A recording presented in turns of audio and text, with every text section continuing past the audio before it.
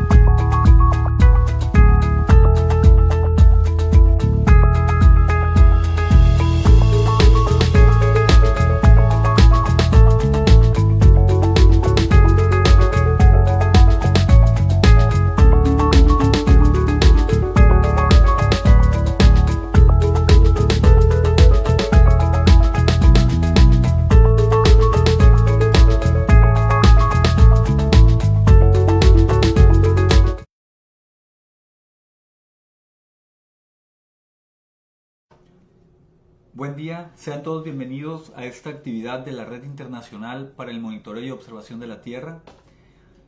Esta red tiene como propósito potenciar la investigación en los niveles de maestría y doctorado para los estudiantes de diversas universidades latinoamericanas. En específico participan la Universidad de los Andes, la Universidad Nacional del Nordeste y la Universidad de Concepción, estas de Venezuela, de Argentina y de Chile, y también un grupo de universidades mexicanas, la Universidad Autónoma de Sinaloa, la Universidad Autónoma del Estado de México, la Universidad Autónoma de San Luis Potosí, la Universidad de Guanajuato y el Instituto Tecnológico de Culiacán. El día de hoy nos convoca el tercer webinar con el tema Bosque y Cambio Climático, que será presentado por el doctor Carlos Eduardo Pacheco Angulo. Él viene de la universidad, él es de la Universidad de los Andes en Mérida, Venezuela. Voy a permitirme leer una reseña curricular breve.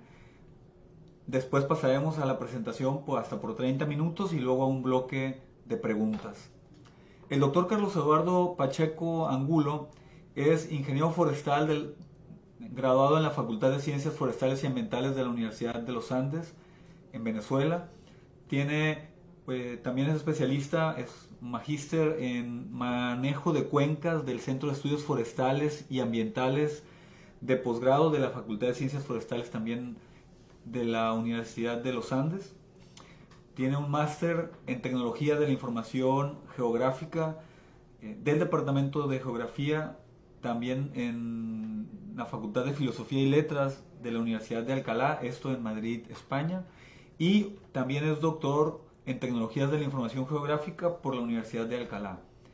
Esa es su formación académica, pero se desempeña como profesor y tiene amplia trayectoria en investigación. Es profesor en la Universidad de los Andes, es titular de la Facultad de Ciencias Forestales y Ambientales, en la Escuela Técnica Superior Forestal, y también es profesor de posgrado, tiene especialización en Desarrollo Rural Integrado, imparte en la Facultad de Arquitectura y Arte, en las maestrías de manejo de cuencas y manejo de bosque. Tiene trayectoria en investigación, es miembro del grupo de investigación de fotogrametría y sensores remotos de la Facultad de Ciencias Forestales y Ambientales. Tiene también una amplia trayectoria en consultoría. Ha sido, por ejemplo, miembro de la organización, ha sido consultor de la Organización del Tratado de Cooperación Amazónica y tiene amplia trayectoria en consultoría. Además, más de 50 publicaciones académicas, más de 45 tutorías de pregrado y posgrado y 17 participaciones en congresos y simposios. Bien, entonces a continuación cedo la voz al doctor Eduardo Pacheco Angulo para que nos presente el tema Bosque y Cambio Climático por un espacio de 30 minutos. Después de esto pasamos a un bloque de preguntas de 15 minutos. Bienvenidos todos a este webinar. Adelante, doctor Carlos Eduardo.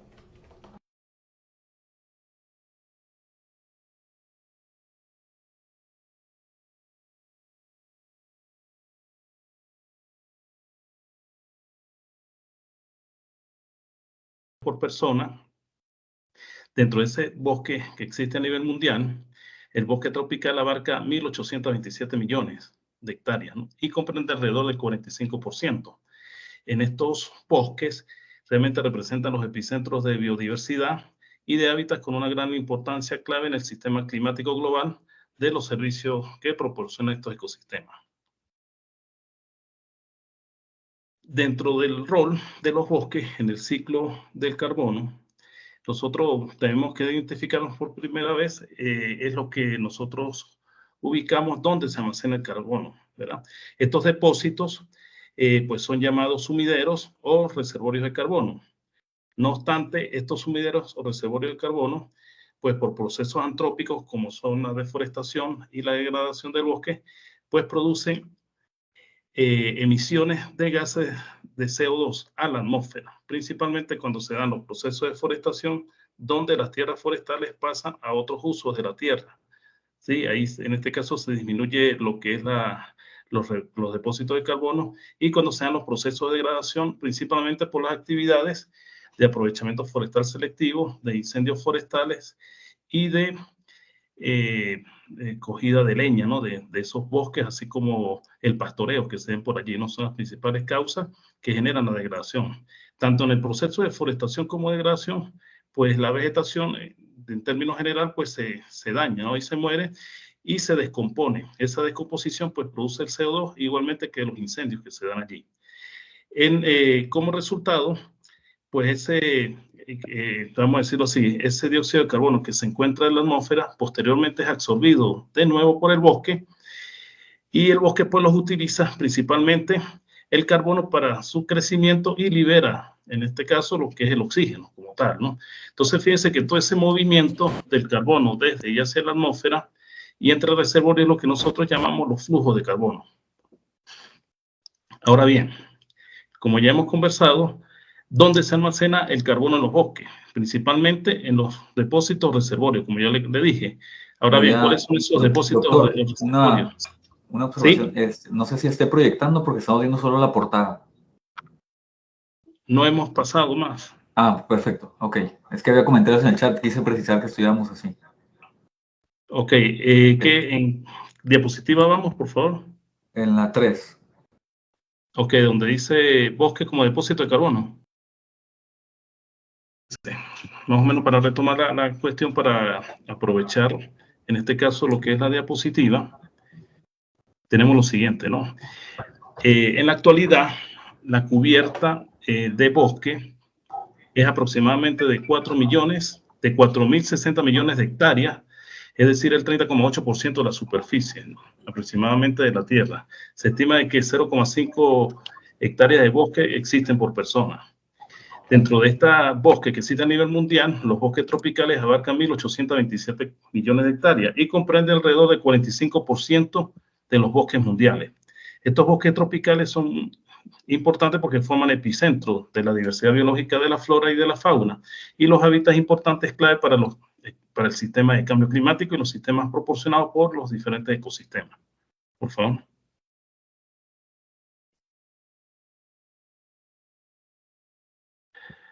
Ok. Los bosques, vamos a decir así, el rol del bosque dentro del ciclo de carbono, nosotros tenemos que identificar en primer lugar dónde se almacena el carbono dentro del bosque. En este caso, nosotros lo denominamos depósitos, sumideros y reservorios. Estos depósitos, sumideros o reservorios, realmente por los procesos antrópicos que se dan, principalmente la deforestación y la degradación del bosque, pues producen emisiones de gases de efecto invernadero, en este caso de dióxido de carbono. A través de la deforestación, bueno, cuando pasa de tierras forestales a otras tierras como agrícolas o pastos, por ejemplo, se pierde todo lo que es los depósitos de carbono, mientras que a nivel de degradación forestal, las causas principales, estamos hablando del aprovechamiento forestal selectivo, así como los incendios forestales o el aprovechamiento de la leña dentro del bosque o el pastoreo que se da dentro de eso. Tanto la deforestación como la degradación del bosque, pues produce emisiones que son generalmente dadas por la descomposición del material vegetal que se encuentra allí o la quema del mismo que produce ese dióxido de carbono que se acumula posteriormente en la atmósfera. Este dióxido de carbono acumulado en la atmósfera posteriormente pues lo absorbe el mismo bosque. El cuerpo utiliza el carbono para su crecimiento y libera el oxígeno a la atmósfera de nuevo, o sea, un oxígeno depurado. Todos estos movimientos de carbono desde y hacia la atmósfera entre los reservorios, lo que nosotros llamamos flujos de carbono. La siguiente, por favor.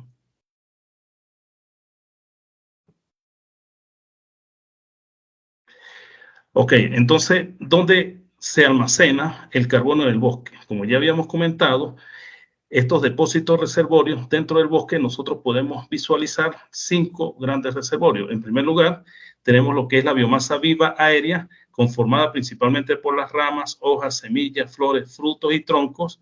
Posteriormente tenemos la biomasa viva subterránea, que está conformada principalmente por las raíces. Luego tenemos la madera muerta, en este caso en pie o en tronco dentro del bosque. Y posteriormente tenemos lo que es la hojarasca o el detritus, que en este caso está conformado por el material caído de los árboles hacia el suelo. Y por último tenemos lo que es la materia orgánica del suelo, que es producto de la acumulación de los depósitos de madera muerta y la hojarasca. Por lo general, estos tipos de reservorios pues se reportan en toneladas por hectáreas, toneladas de carbono por hectárea o megagramos de carbono por hectárea. La siguiente, por favor.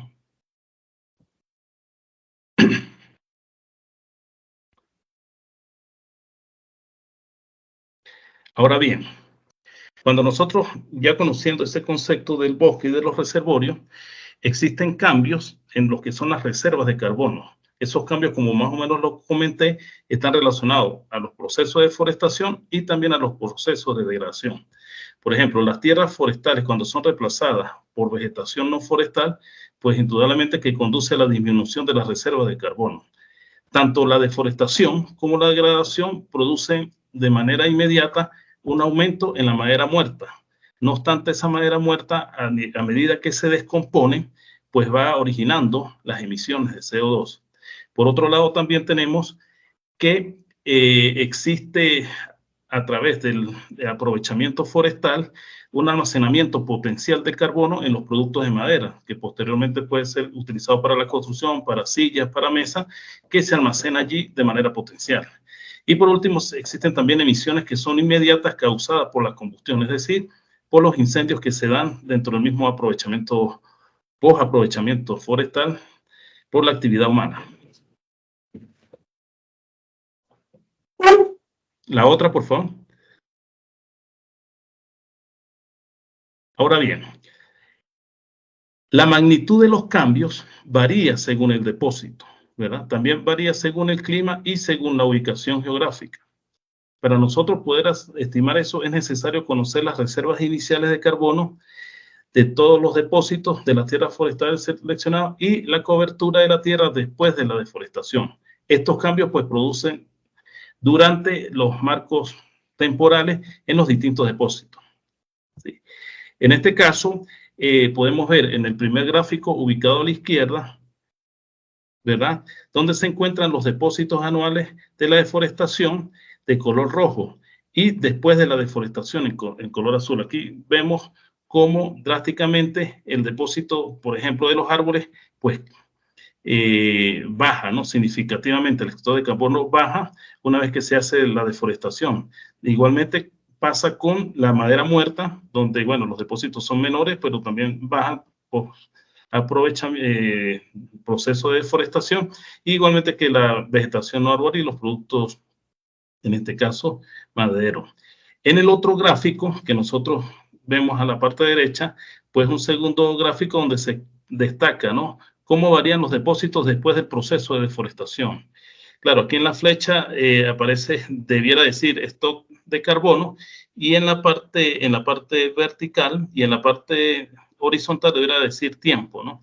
Entonces, ¿qué es lo que implica estos gráficos? Estos gráficos implican que una vez que se hace el proceso de deforestación, por ejemplo, las reservas a nivel de los árboles cambia drásticamente y baja, ¿sí? Porque hay un aprovechamiento o hay una deforestación a matarrazo, como se dice, ¿no? De igual manera podemos observar cómo los depósitos de carbono, pues también de alguna otra manera, pues van a cambiar en el suelo, ¿verdad? Fíjense cómo la línea marrón, una vez que ocurren los procesos de deforestación, pues se va perdiendo los depósitos de carbono a través del tiempo, ¿no? De manera lineal. Posteriormente tenemos la madera muerta, donde observamos que una vez que se da el proceso de deforestación, este depósito sube momentáneamente, pero posteriormente baja de manera vertical por el proceso de descomposición misma, ¿no? Y así tenemos también los que son los productos forestales que se extraen del bosque. En este caso, estos productos forestales, pues, vamos a decirlo así, aumentan los depósitos porque se llevan a las diferentes industrias, ¿no? Y se le da otro uso como tal. La siguiente, por favor.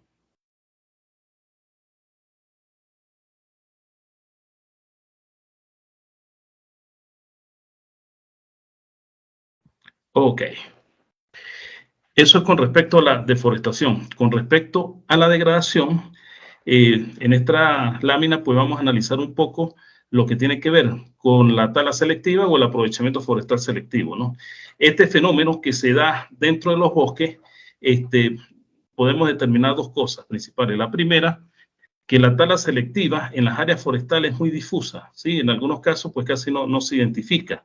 Sin embargo, en ocasiones pues puede ocasionar valga la redundancia, emisiones significativas cuando nosotros hacemos aprovechamiento en grandes extensiones. Inclusive existen países a nivel tropical donde las emisiones por degradación a veces superan las mismas de deforestación. Ahora bien, en el gráfico nosotros podemos ver dentro de esta línea lo que es el proceso de aprovechamiento forestal en un bosque natural. Por ejemplo, una vez que se establece o se planifica el aprovechamiento forestal dentro de un bosque, pues se planifica, en este caso, lo que es la apertura de vías primarias, de vías secundarias, así como los patios de acopio. Estos tres elementos es lo que se llama una actividad a nivel de acarreo, ¿verdad? Posteriormente viene otra actividad que viene siendo la tumba. En esa tumba, pues cuando el árbol cae con una dirección determinada, predeterminada, ahí ocurre que el árbol muere indudablemente y la vegetación que está alrededor de él, pues también muere. Y después viene un tercer proceso, una tercera actividad dentro de lo que es la tala selectiva, que es el arrastre de ese árbol hasta la carretera o hacia los patios de acobo. Ahí también ocurre, en este caso, una muerte de los individuos que se encuentran dentro del bosque. ¿Qué pasa con ello? Con ello pasa de que toda esa vegetación que vamos a decir así, que muere por el proceso del aprovechamiento forestal selectivo, pues se va descomponiendo y va emitiendo emisiones de dióxido de carbono en este caso, a la atmósfera, ¿no? De igual manera, si ocurre en proceso de combustión como incendio, pues también va generando dióxido de carbono. Finalmente, cuando se extrae la madera del bosque, pues esa madera posteriormente es llevada a las industrias y dentro de las industrias, pues también ocurre el fenómeno de que esa madera pues se puede procesar, ¿sí? Se puede quemar, también pueden haber emisiones y también se puede colocar en estero para posteriormente determinar esa para la carpintería o dependiendo del uso que se le dé. ¿Sí? La próxima, por favor.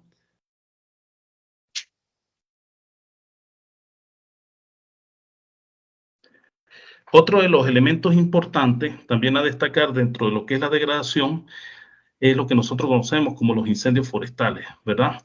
Entonces, no sé si puede pasar más, porque ahí hay otras imágenes, por favor.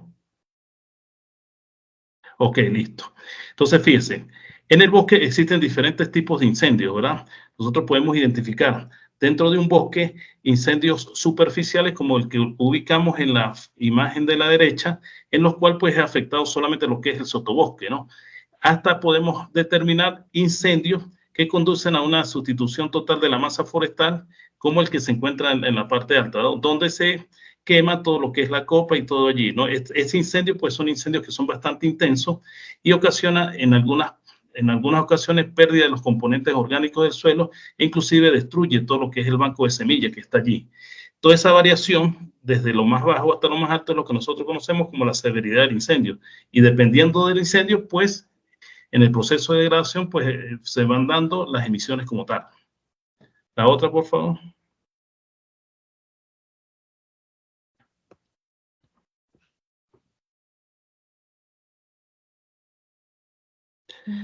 Ok, entonces fíjense, para ilustrar un poco este tema de los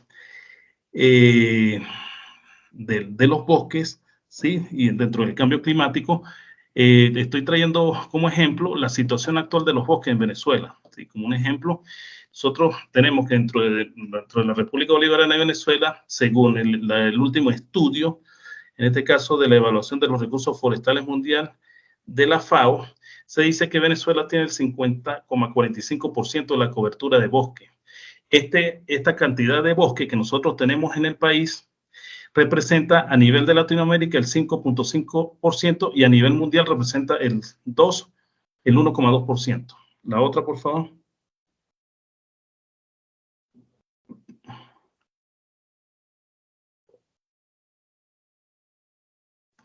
Ok, nuestros bosques en Venezuela están compuestos en un 46,3% por bosques altos, es decir, bosques mayores a 25 metros, 27,9% con bosques medios que van en altura de 25 a 15 metros y 25,8% en bosques bajos, que son entre 5 y 15%. El 66,9% de nuestros bosques son intactos, o sea que no han tenido ningún tipo de perturbación, y el 51,1% se encuentran dentro de los bosques húmedos tropicales, es decir, aquellos bosques que son determinados por dos elementos fundamentales, lo que es la precipitación, alrededor de los 1.600 milímetros hacia arriba, y en este caso, la altura de 800 metros hacia abajo.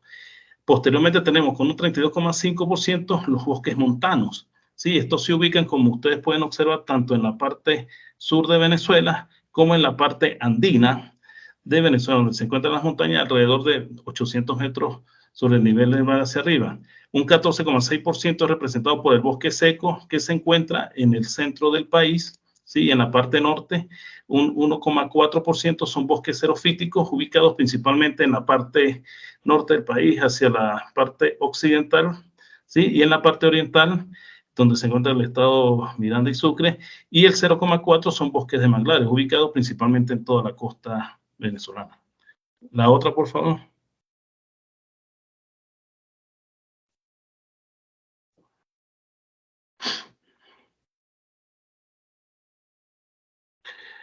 Ahora bien, según estudios científicos, Venezuela para el 2010 poseía 9,1 gigatoneladas, ¿verdad?, de carbono almacenado. De esto, el 65,9% se encuentra en lo que es la biomasa aérea, el 17,6% en la biomasa en el carbono del suelo, ¿sí? El 16,5% en la biomasa subterránea. Reservorios de carbono pues se encuentran en un 48,7% en los bosques húmedos, 32,8% en los bosques montanos, 16,4% en los bosques xerofíticos y el 0,4% en los bosques de manglares. La otra, por favor.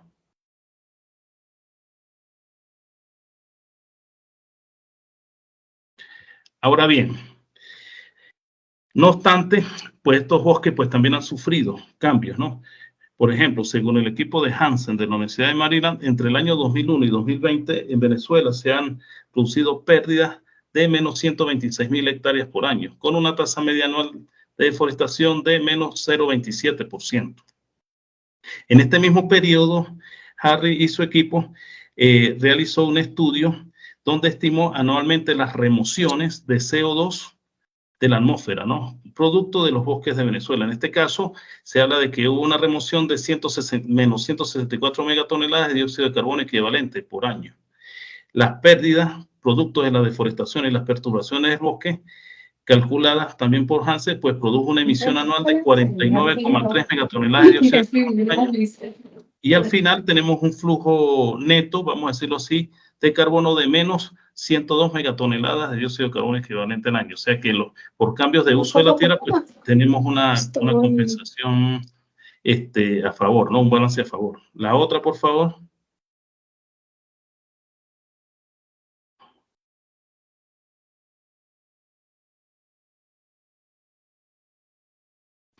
Ahora bien, los bosques de Venezuela, viéndolo así en el contexto de la región, sí, si nosotros vemos, por ejemplo, la figura que tenemos a la parte derecha, nos damos cuenta de que el país lo divide en nuestro río principal, que es el río Orinoco. Entonces, ese río Orinoco que ustedes ven aquí en la mitad del país se divide hacia el norte y hacia el sur.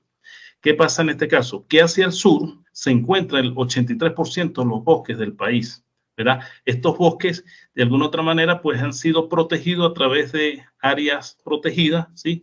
O áreas de administración bajo régimen de administración especial, como parques nacionales, reservas forestales, lotes boscosos, entre otras áreas como tal.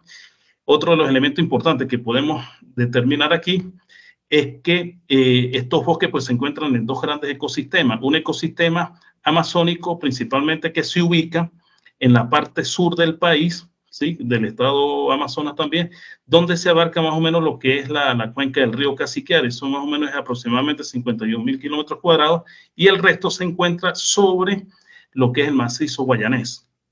Ahora bien, desde ese punto de vista, cuando se hacen esos estudios del estado de los bosques, en este caso del Amazonas, siempre consideran todo el norte del, vamos a decir así, el río Orinoco hacia abajo, los ubican como en ese contexto, ¿no? de los bosques amazónicos, ¿no? Entonces, eso es una acotación bien interesante que tenemos que tomar en cuenta. Dentro de esta área, una de las, vamos a decir así, de las reservas forestales más importantes que tenemos aquí es la que se encuentra aquí punteada, que es la Reserva Forestal Imataca, ¿no? La que está aquí a nivel del color rosa. Adelante, por favor. Esta reserva forestal realmente es muy importante porque tiene niveles de diversidad biológica, tanto de flora como de fauna, muy, muy significativos. También son bosques muy ricos en carbono, ¿sí? Con un promedio de 205 toneladas de carbono por hectárea.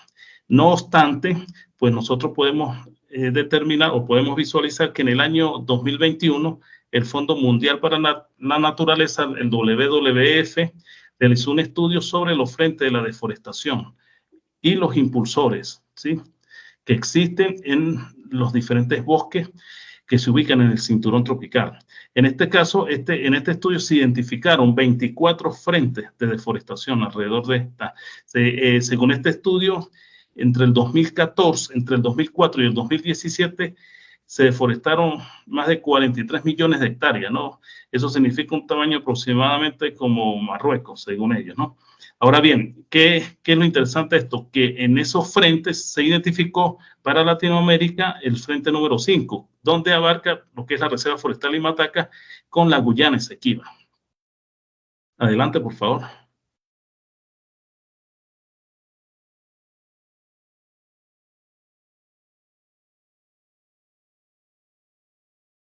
Ok, en ese sentido, dentro del marco del proyecto de ordenación forestal sustentable y conservación del bosque, bajo la perspectiva ecosocial, que se llevó a cabo por el Ministerio Popular para el Ecosocialismo y la Organización de las Naciones Unidas para la Agricultura, FAO, que se culminó en 2023, en ese estudio o en ese proyecto se realizó un estudio de los depósitos y flujos de carbono.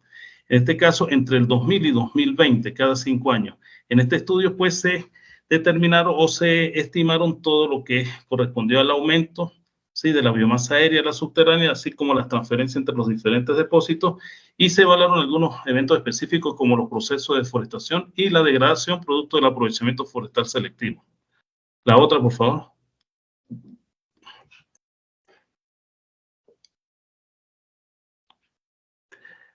Entonces, para ese estudio, pues se consideraron, en primer lugar, lo que fueron las orientaciones de buenas prácticas del IPCC del año 2003. También se consideraron las directrices del IPCC del año 2007 y el refinamiento 2019 de las directrices del 2006 como líneas bases para determinar ese estudio, ¿no? De igual manera, se utilizó como datos de sensores remotos la serie temporal Lanza, ¿sí?, la cual pues se bajó del portal del Servicio Geológico de los Estados Unidos. También se utilizaron datos de campo, tanto bibliográficos como recolectados por el proyecto, que esos datos pues de alguna u otra manera permitieron también calibrar los modelos estadísticos para determinar las superficies continuas de biomasa aérea. En este caso, para toda la reserva en los diferentes periodos. De igual manera, pues se utilizó como software principal, pues el QGIS. Adelante, por favor. Y el Google Earth Engine, donde se hizo todo el procesamiento. Ahora bien, producto de esta dinámica de la cobertura y uso de la tierra, la Reserva Forestal Limataca para el 2020 posee un 96,4% de tierras forestales. De esa, el 60% son bosques intactos. Entre el 2000 y 2020, las mayores ganancias las presentaron los bosques degradados, que son los que se encuentran en este gráfico en la parte superior derecha, y la minería, mientras que las que presentaron menores pérdidas son los bosques ombrófilos macrotérmicos y los bosques tropófilos macrotérmicos. Entre el 2000 y 2020 se deforestaron en la Reserva Forestal Limataca menos 28.993 hectáreas con una tasa de menos 0,039%. A nivel de los impulsores de estos procesos de deforestación, pues variaron en cada uno de los quinquenios evaluados. Por ejemplo, entre el 2000 y 2005, el impulsor principal de la deforestación con un 83,09% fue la actividad agrícola, mientras que para el 2015 y 2020 el 57,24% fue la actividad minera. La siguiente, por favor.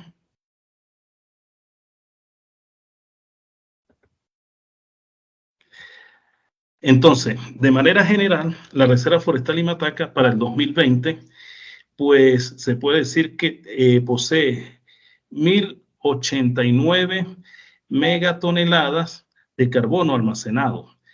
Estas 1.089 megatoneladas se encuentran en un 43,6% en la biomasa aérea, en un 38,9% en el carbono orgánico en el suelo, en un 10,7% en la biomasa subterránea, en un 5,9% en la madera muerta y en un 1,1% en el detritus, ¿sí?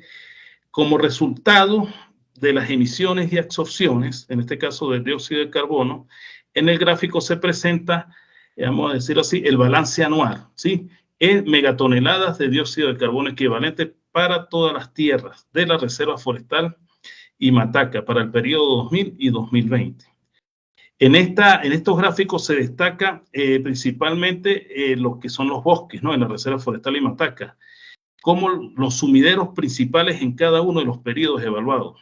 Por ejemplo, nosotros podemos ver entre el 2015 y 2020 cómo existe un valor neto de menos 9,2 megatoneladas de dióxido de carbono equivalente, lo que refleja un equilibrio entre lo que es la absorción bruta, que es de 11,5 en este caso megatoneladas de dióxido de carbono, y la emisión bruta, ¿no? Por la perturbación, que fue de 2,3 megatoneladas. Adelante, por favor.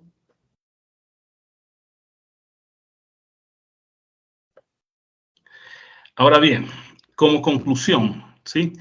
Como conclusión, bueno, con esta breve presentación, pues podemos darnos cuenta de muchas cosas, ¿verdad? Lo primero es que el bosque realmente desempeña un papel fundamental, ¿no? En lo que es la reducción de las emisiones de los gases de efecto invernadero y en la mitigación del cambio climático. Actualmente los bosques eliminan un 30% de las emisiones de CO2, ¿sí? De las cuales el 56% corresponden a los bosques tropicales.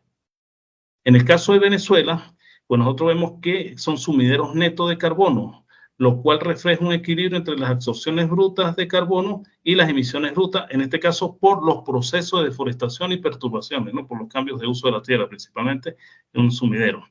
Ahora bien, con este estudio que se llevó a cabo en el proyecto de la Reserva Forestal Imataca, pues se pudo demostrar que la Reserva Forestal Imataca, con el 8,2% del bosque del país, pues capturó un promedio de menos 10,89 megatoneladas de dióxido de carbono equivalente para la década del 2000.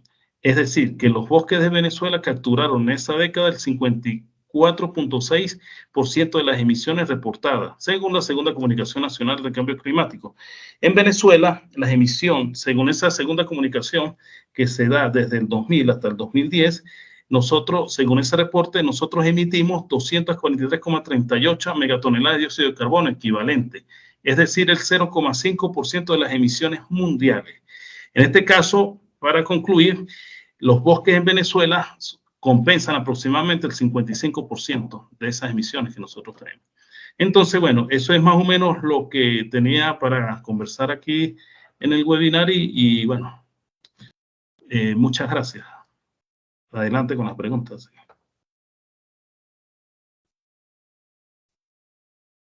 Muchas gracias, doctor, por la presentación.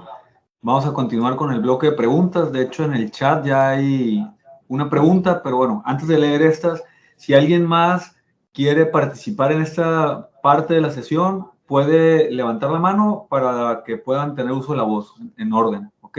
Voy a leer las preguntas que están en el chat en lo que alguien más decide realizar una pregunta. De hecho, en una de las diapositivas, a Iván expresa que está muy buena la imagen de los bosques de Venezuela, que de dónde puede obtener esa imagen. Es lo que escribe en el chat. Se refirió a la diapositiva donde estaban las primeras imágenes que mostró de la situación actual de los bosques de Venezuela, que son el mapa y encima tiene la ubicación de dónde hay bosque y dónde es otro tipo de zona, ¿no? En estas imágenes, ahí se refería él a la pregunta. Dice Iván que dónde puede obtener esa imagen. Bueno, fíjese, para nosotros o para uno obtener un contexto general, ¿sí?, de la situación actual de los bosques en el país, pues básicamente existe mucha información ahorita que se está dando, ¿no? A nivel global, vamos a decirlo así. Nosotros, por ejemplo, a partir del año, sí, 2003, ¿no? Aproximadamente, 2013, sí, aproximadamente, cuando Hansen en la Universidad de Maryland empezó a publicar por primera vez mapas planetarios con resoluciones a 30 metros de lanza, utilizando la tecnología de Google Earth Engine, se empezó a dar una evaluación o un monitoreo a partir del año 2000 hasta el momento. Ahorita la última serie de esa fue hasta el 2023, ¿no? Y anualmente, a través de esa universidad, ellos están haciendo el monitoreo a nivel mundial. Entonces, ¿por qué yo he hecho ese cuento? Porque esos datos, pues, son extraídos de Hansen directamente, ¿sí? Entonces, claro, Hansen, ¿qué es lo que tiene? Hansen lo que tiene es un bosque del año 2000, ¿sí? Y sobre eso los procesos de deforestación que se han dado anualmente hasta el 2023. En ese caso, pues estos datos se pueden encontrar fácilmente en el Google Earth Engine o inclusive en el Global Forest Watch, ¿sí? Que es un repositorio también en el cual pues uno coloca el país y puede extraer directamente todos esos datos, o también si uno le coloca un Shapefile o un KML o un JSON, tú lo subes y extraes toda esa información desde el punto de vista cartográfico. Muy bien, muchas gracias. Tenemos otra pregunta por el chat y luego le vamos a hacer la voz al doctor Osvaldo. Dice el doctor Antonio, Chanat Antonio, dice, ¿tendrá alguna liga compartiendo su código de Google Earth Engine para la estimación de carbono? No, no tengo una liga, pero si quiere me puede enviar un correo y le puedo dar el código. ¿Sí?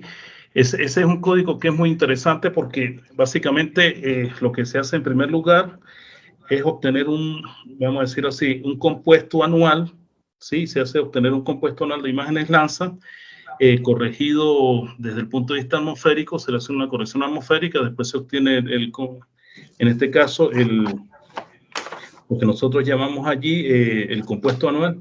Esos valores de reflectancia de ese compuesto anual, pues se relacionan a través del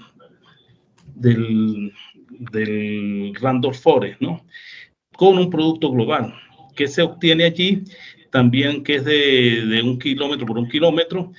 A través de eso se hace un muestreo y a partir de ese muestreo pues se hace en este caso vamos a decirlo así, la correlación entre esos valores de biomasa y los valores espectrales. Entonces se baja a ese nivel, pues, y se obtiene para el 2020 o 2010 o 2015, que fue que se hicieron, se obtiene ese modelo de las superficies continuas de biomasa aérea específicamente.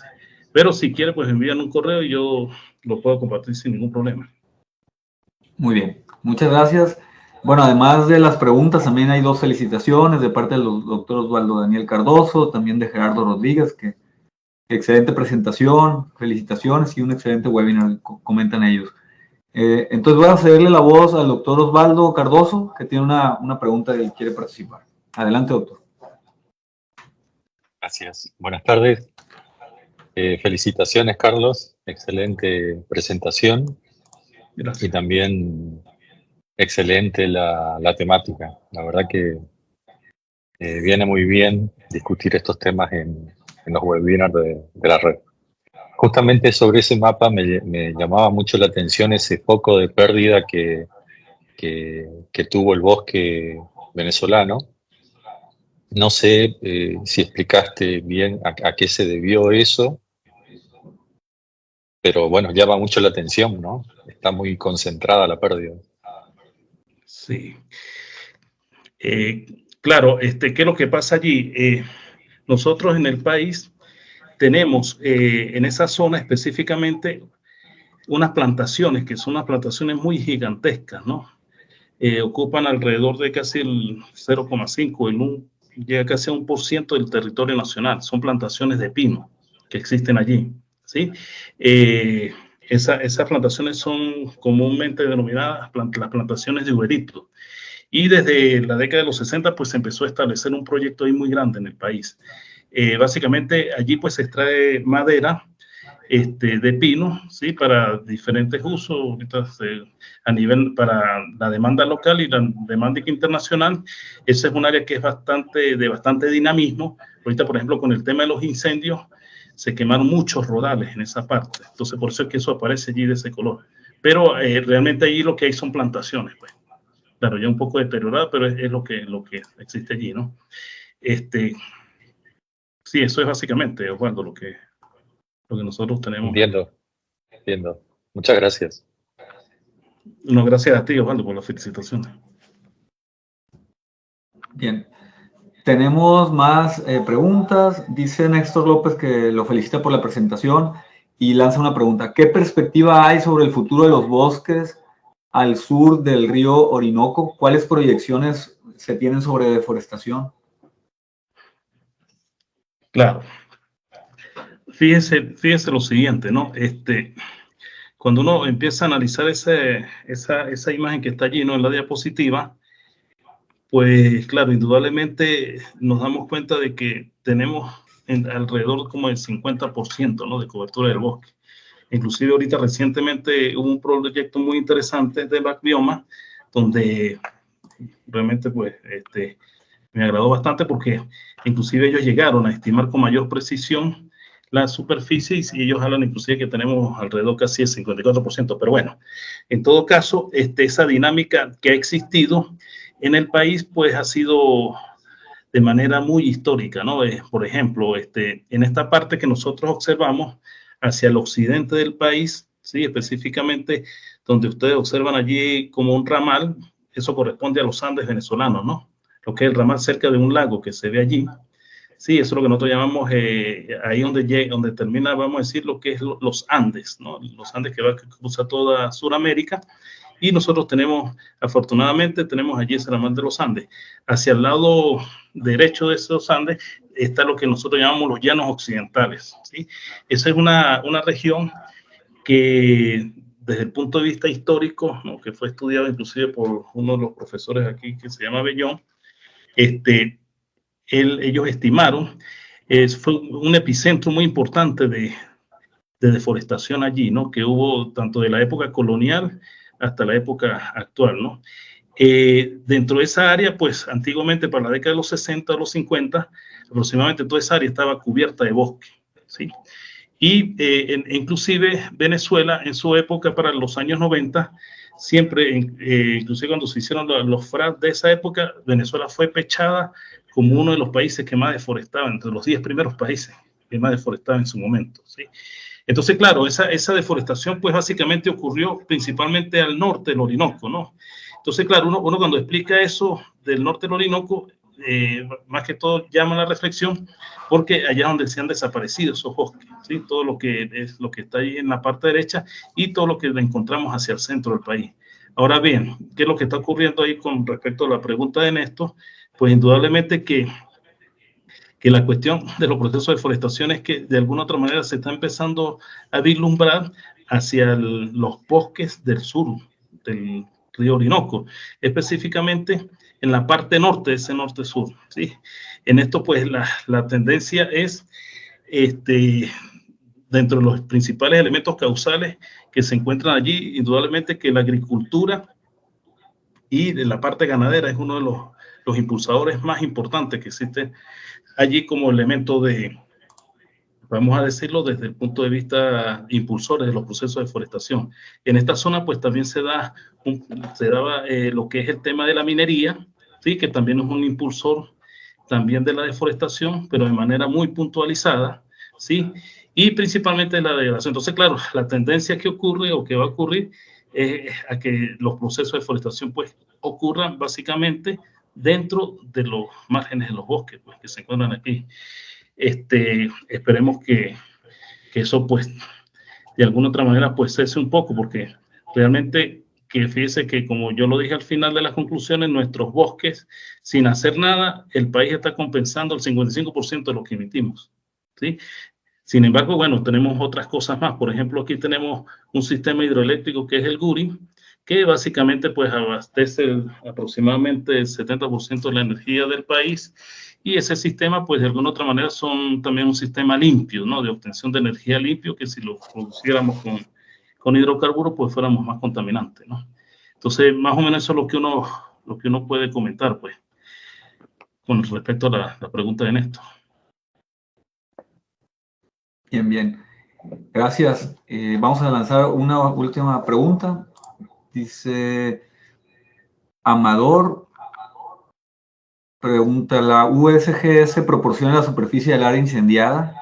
¿Y qué tipo de información se procesa en Google Earth Engine? Ok. Fíjese lo siguiente, ¿no? Cuando nosotros hablamos a nivel de incendios forestales,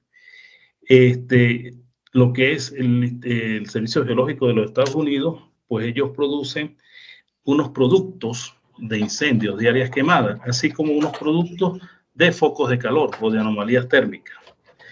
Esos productos básicamente vienen de datos de sensores remotos óptico-electrónicos que son de un sensor que se llama MODIS, ¿verdad?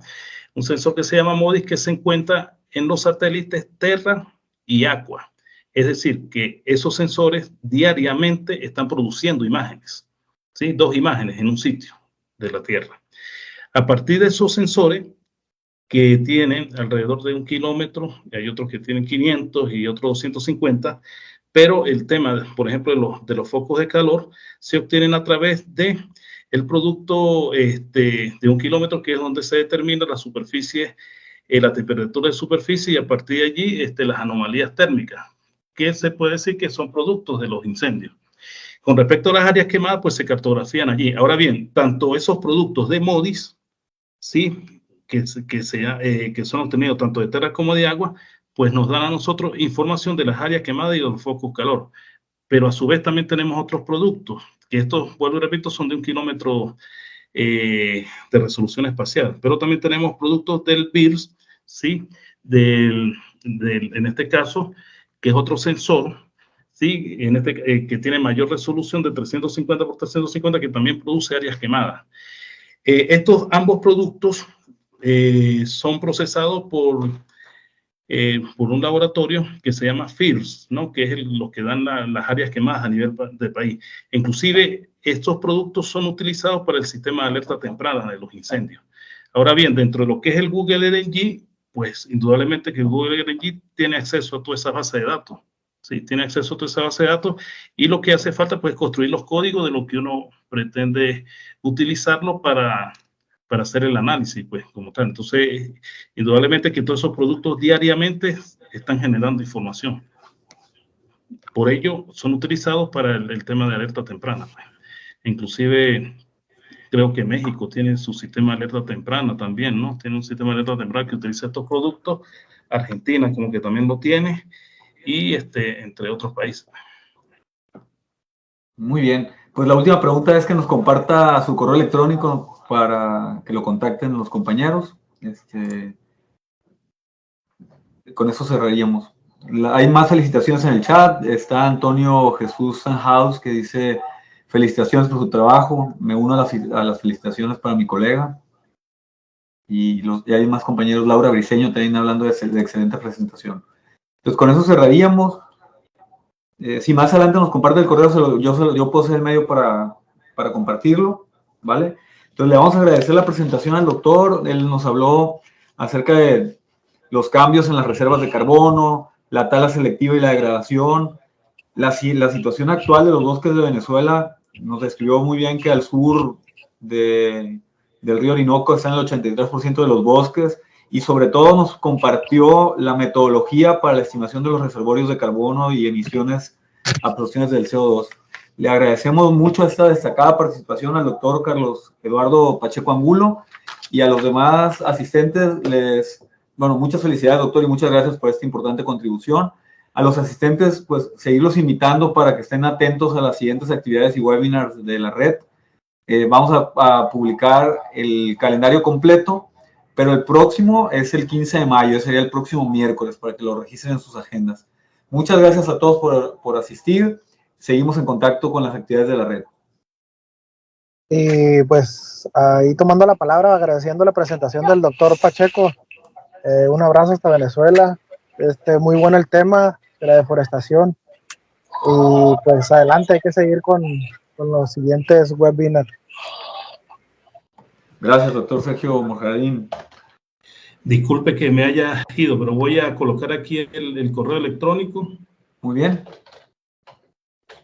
Y bueno, sí, realmente este es un tema bastante interesante, ¿no? Porque siempre ahorita con el tema del cambio climático, lo que es todo el tema del bosque y el cambio climático está cuando se hace el tema de los inventarios nacionales de gases de efecto invernadero, está dentro de un sector que se llama el sector AFOLU, ¿sí?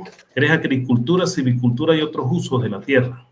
Dentro del sector AFOLU se habla también de lo que es la parte agrícola netamente y se habla el tema de los cambios de uso de la tierra. En este caso, esta presentación pues está orientada a esa línea, ¿no? De los cambios de uso de la tierra. Entonces, cuando uno utiliza todo el tema de las directrices del IPCC, pues estamos dentro del sector AFOLU, ¿no? Para más o menos las personas que trabajan en el tema del cambio climático, ubicarnos más o menos dentro del área que estamos. Bueno, muchas gracias por todo. No sé si existe otra pregunta, Rogelio.